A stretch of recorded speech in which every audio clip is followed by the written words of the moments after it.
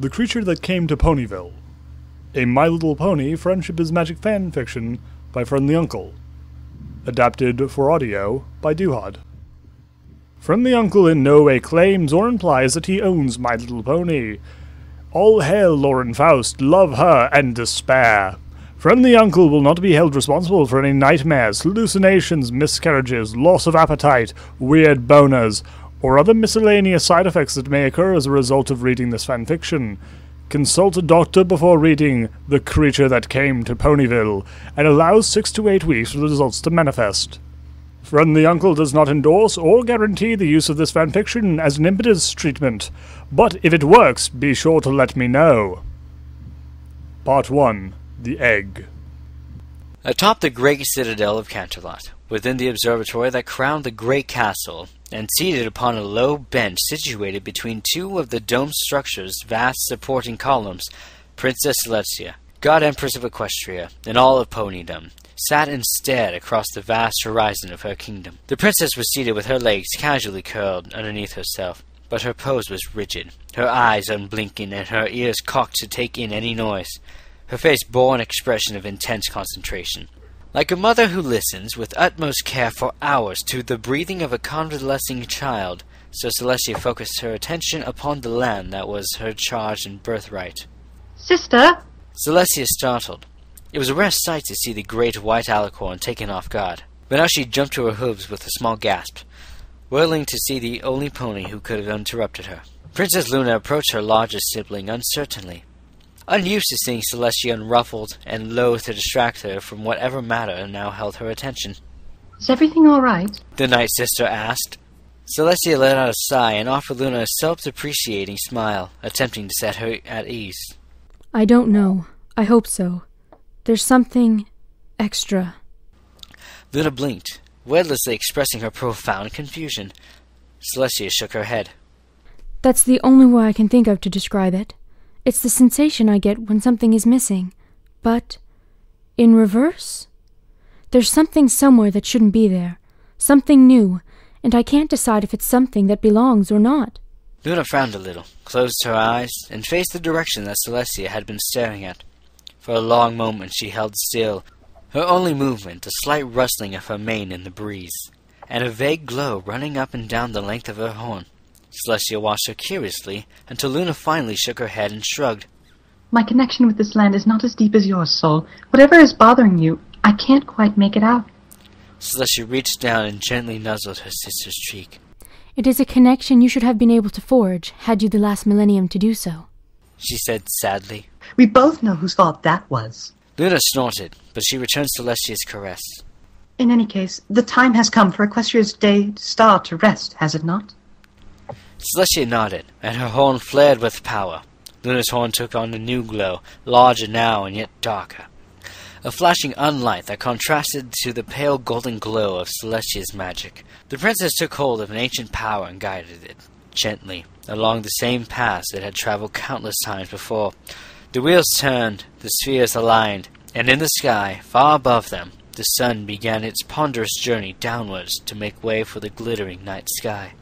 Satisfied that the evening was set in motion, Celestia turned to depart. Luna did not follow her, however, and after a moment Celestia turned back to find her gazing up at the pale shadow of the rising moon. Luna? I had a thought, the smaller sister replied. Celestia, the power you wielded to seal Nightmare Moon within the sphere of the night was great, and the energy required to break it even after a long span of years must have been enormous. And yet the moon appears unblemished. Are we sure that this is the case? An uneasy feeling settled on Celestia's stomach as she stepped back over to Luna's side, her eyes narrowing as she watched the purples of the sunset sky deepen. You think that Nightmare Moon's escape might have damaged the lunar sphere? A crack within that barrier might have admitted any number of intrusions from other worlds, Luna said softly. Intrusions such as that surplus which you noted earlier. Perhaps. They watched the night sky together, each deep in thought, until a low rumbling interrupted their reverie. And perhaps it is time I had supper. Celestia chuckled. I could do with some breakfast myself, Luna agreed, smiling. Then let's eat on it. I imagine it's nothing too serious. We'd have heard if monsters were rampaging across Equestria, I'm sure. Dollars to Donuts was a solidly built earth pony with a red mane, a dark brown coat, and an inquisitive nature. She was the sort of pony you could always be counted on to do the exact opposite of what she was told. She said she was adventurous. Her friends called her stubborn. A more objective observer would probably settle for bloody stupid. Still, she had to admit, this latest adventure was reaching, even for her. If you're trying to prove yourself to any pony, there are better ways to do it. Applejack had growls at her while exchanging a bushel of apples for a hooful of bits. I'm not trying to prove anything. Dollars to Donuts retorted. I'm just looking for something new to do, a new adventure, a new place to explore. The Everfree Forest ain't no adventure, retorted Applejack. Honestly, Dollars, you worry me sometimes. Showing up in these parts for the first time at a pony's age, and the first thing you want to do is drive right into the most dangerous territory in or anywhere near Equestria? Did you hit yourself on the head recently? Oh, I see, said Dollars with a smug grin. You don't think I can do it? Applejack was worried now, turning to face her squarely and putting a hoof on the slightly taller pony's shoulder. Don't make this about that. I ain't calling you weak or scared, and you know it. If it came down to a scrape, you're the first pony I'd want watching my back any day. And Celestia knows you've never been one to back down from a challenge. But this is the Everfree Forest we're talking about. And it don't matter how tough you are in there. You get yourself gored by a manticore's tail, and gumption don't come into account. You did it, said Dollars defiantly. Several times, as a matter of fact. I did.